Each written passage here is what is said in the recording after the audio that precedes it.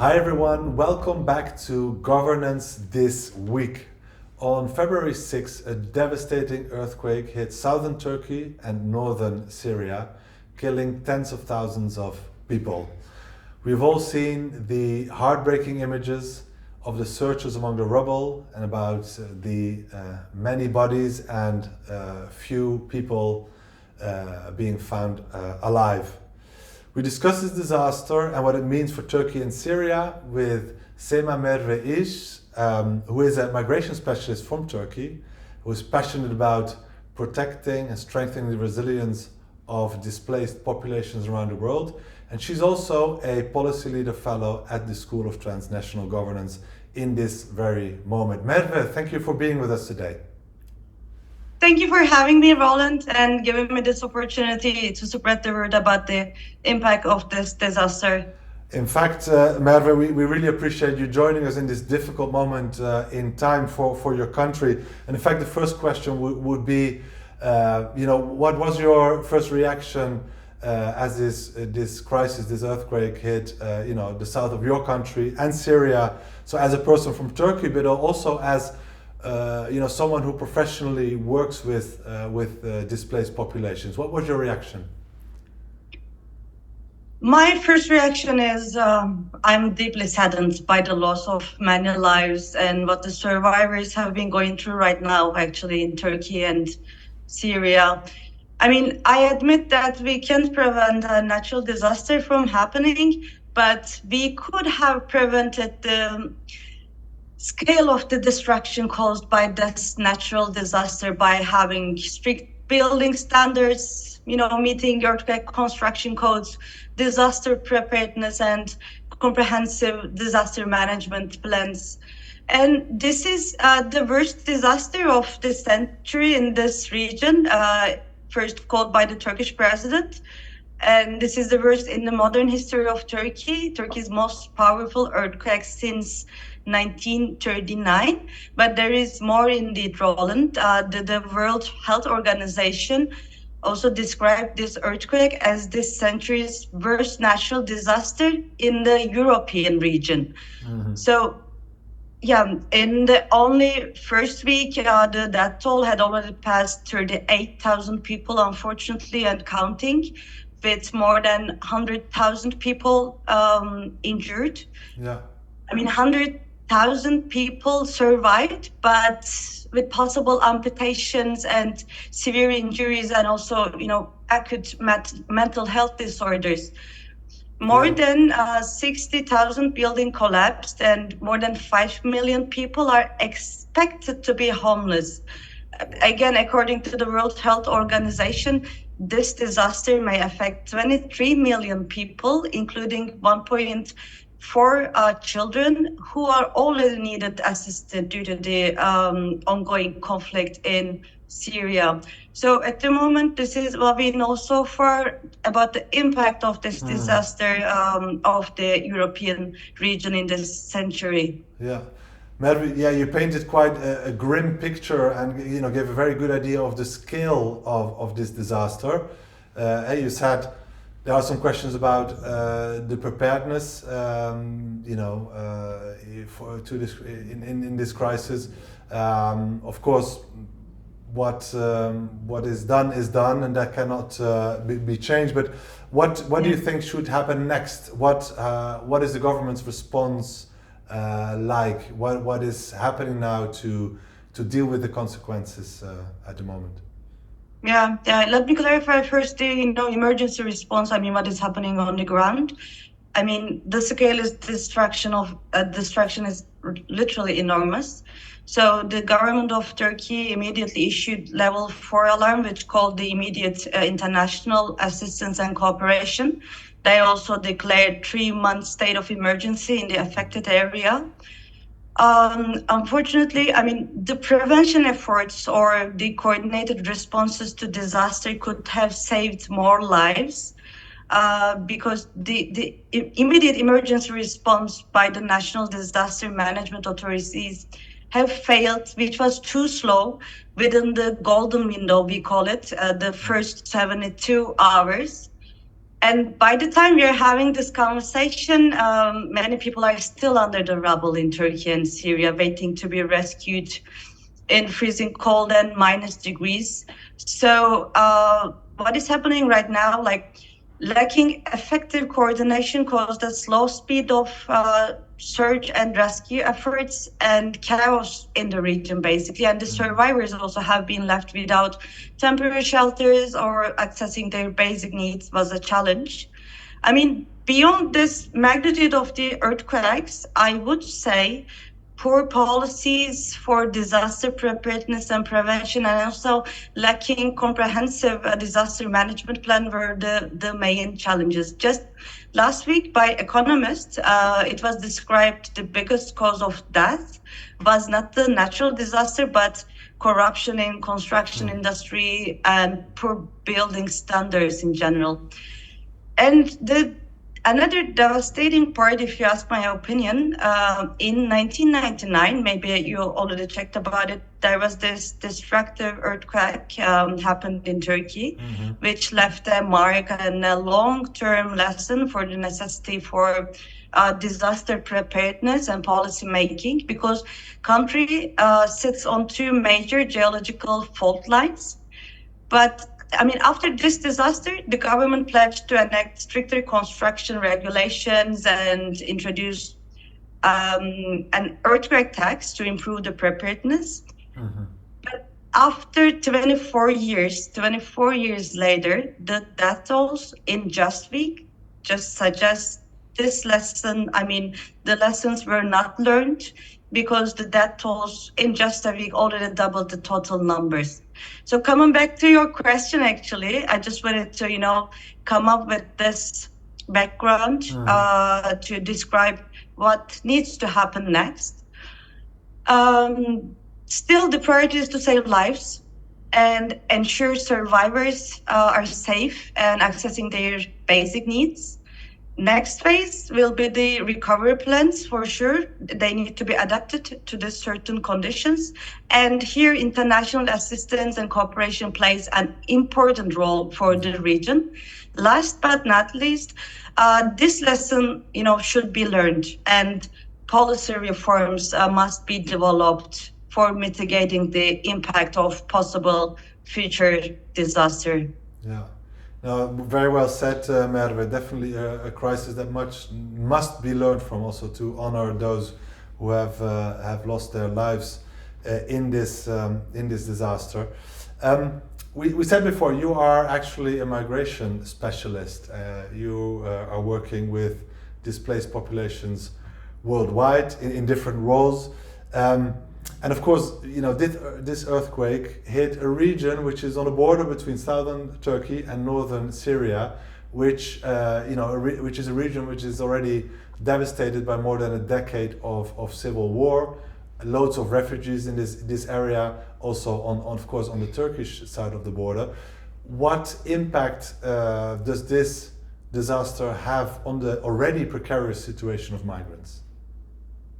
Yes, thank you for bringing up this angle too. Indeed, Syrian refugees, now they lost their home twice.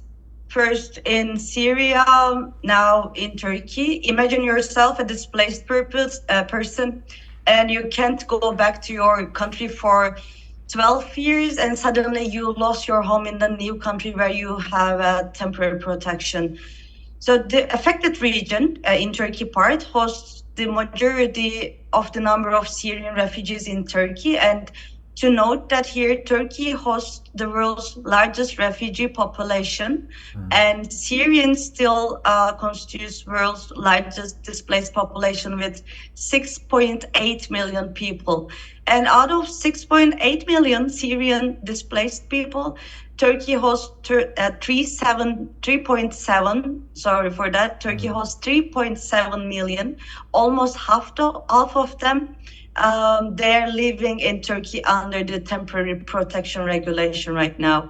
And I'm repeating myself here. The earthquake region, the affected region in Turkey part, is already overpopulated by Syrian refugees. Unfortunately, the immediate impact we observed is this catastrophe fueled the public hostility towards Syrian refugees in the region, in the earthquake region. We observed increased violence against them, and they were stigmatized as looters. There are also some other reports describing refugees in Turkey were neglected in the rescue and relief efforts because of their nationality. It created double barriers for them to access the resources in the affected area.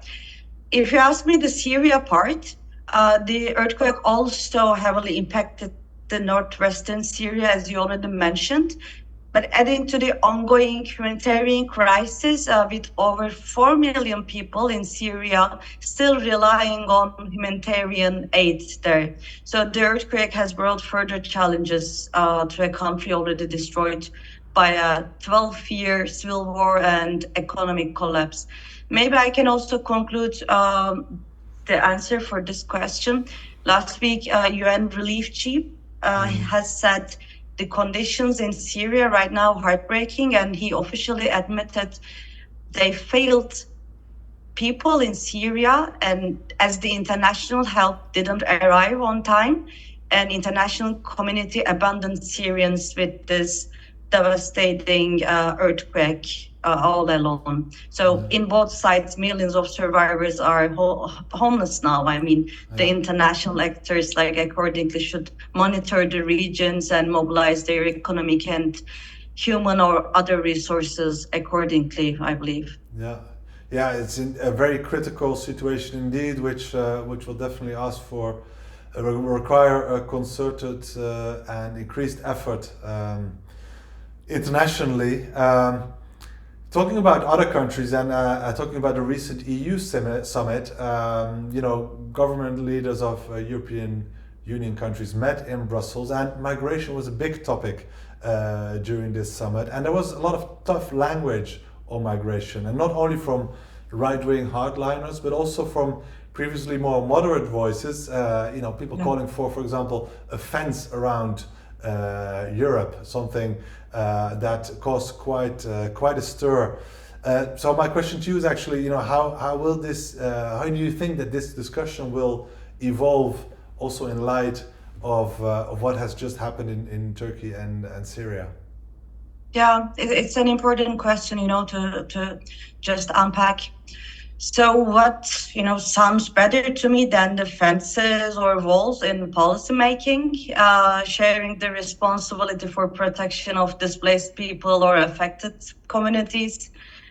To me, this catastrophic event can be an opportunity or a paradigm shift, maybe, for a better international cooperation.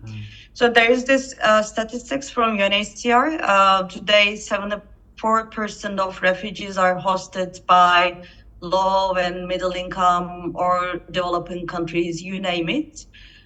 But we already have been observed EU member states coordinated efforts and best practices in responding Ukrainian refugee crisis since last year, which is a great actually move. But we didn't observe this effective coordination with the 2015 European refugee crisis, when 1 million people showed up at the EU borders and 700 people drowned at the Mediterranean Sea while trying to cross from Turkey to Greece islands. And this followed the 2016 EU and Turkey statement. But after 6 years, the gap between policies and refugees' fragile living conditions is self-explanatory in this sense. It is reported by many international actors.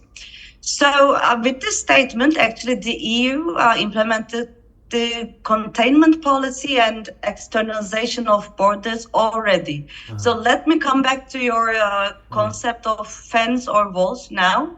If you ask me about building the fence or walls around Europe, it already exists there. I mean, even between some EU member states, we see differences, the unequal responsibility sharing, and we observe the resistance of member states to act to this unequal responsibility sharing conditions. And today, we witnessed the world's largest refugee or displaced population after the Second World War. So there will be always some tendencies to ask for stronger and thicker walls, fences, but there is always room for changing the narrative too. Instead of calling this crisis for migration, refugees, we would instead call this policy and solidarity crisis, not to repeat the same historical mistakes. So if we just come back to the disaster topic a bit, I want to just focus on the response of EU as the emergency response. Actually, EU and the humanitarian actions mobilized these search and rescue teams and allocated further economic resources to respond to this disaster immediately. This part was quite promising, but the recovery will take many, many years. And this natural disaster also intersects with the migration in the country. So both affected countries will be in need humanitarian and development support and responsibility sharing for displaced communities. I hope my answer is clear to Absolutely, Merve. challenge the fences and the walls in this context. No, very, very clear. There are definitely other solutions needed, and you have already hinted at some of them. In fact, I would like to close on a let's say on a hopeful note. One thing we've heard is that Turkey might allow Syrians currently in Turkey to go back home and return to Turkey, which is currently not possible. We also seen that some European countries are relaxing visa rules for people affected by the earthquake. Let's say small positive signals. But my question to you is, what else can and should countries do to improve the situation? Yeah, this is a good question to follow up on the previous conversation. Actually, I also just read some news about this, but what I could find for now, Syria officials announced through some social media channels that Turkey would allow refugees living in the earthquake zone to return to their homeland for 3 to 6 months, and then they can return to Turkey eventually. But I couldn't find any official comments from Turkish official sites. But if they confirmed, this would be a policy shift by Turkey because this is the beyond the temporary protection regulation. But to me, this is actionable under these extraordinary circumstances, but if supported by the law, of course. But I have two concerns here. First one, if those people would go back to their home in Syria, could they find a decent life standards? Considering Syria is also severely affected by the war and the current earthquake situation. And secondly, this requires effective coordination. Otherwise, it would cause unintentional deportation of refugees. And from Turkey's side, a couple of days ago, foreign minister, he said Turkey will not allow another refugee influx from Syria after this earthquake, because there are some claims there will be a new influx of refugees, which is expected because millions of people are homeless now. So this is what we know from Turkey's side so far. And as you previously said, the migration topic is also in the heart of this earthquake disaster. So in my understanding, EU actors and European countries have a double responsibility to act, because this is a crisis within a crisis now. And the world needs to stand with the survivors of this disaster in Turkey and Syria. I mean, the world's largest displaced refugee population is Syrian. I'm just repeating myself here again. So I think there is more room than relaxing visa rules for the people affected by this earthquake. So my suggestions could be here to develop more complementary and legal pathways for affected communities in Syria or Syrians in Turkey. additional resettlement quotas should be immediately opened and increased. And also for the country's recovery, EU needs to allocate additional financial and humanitarian support, especially for the physical rehabilitation sector, considering just hundred thousands of people are survivals and we are expecting, some physical disabilities. And integrated health, mental health and social support and protection services, including child protection, could be supported in the countries. Yeah. Yes. Yeah, Merve, I have to thank you so much for kind of explaining so clearly kind of how big a crisis we're actually talking about, how many people are severely affected, and how also the consequences of these crises, of course, will be protected. This is not something that will be over tomorrow. There has been, of course, a big humanitarian response. There are great causes that also, of course, our viewers can donate to contribute. But of course, here's hoping that both Turkey and the affected part of Syria will recover from this crisis, and that there will be better times. I really want to thank you for being with us, Merve, and sharing your insights on this difficult topic. Thank you, Roland. Again, thank you for this opportunity. And I'd like to conclude my words by saying my thoughts and love with the survivors and the affected communities during these difficult times. And I'm also taking this opportunity to call every individual to stand with the people and to take the action and to donate for the worst natural disaster happened in a century in the European region. Yeah, well, fully agree with you on that, Merve. On that note, we say goodbye. We see each other next week in Governance This Week. Thank you for joining. Thank you.